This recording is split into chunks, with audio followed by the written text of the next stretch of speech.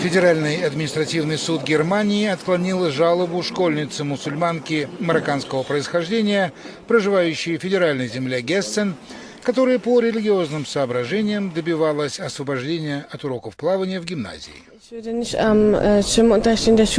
Я не хочу посещать уроки плавания, на которых присутствуют мальчики.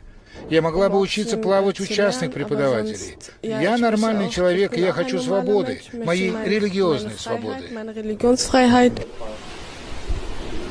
Судьи заявили, что школьницы могут ходить на уроки плавания в буркине, специальном купальном костюме для мусульманок, который закрывает почти все тело. У нас есть простое правило, говорит преподаватель гимназии, по которому все ученики должны учиться плавать.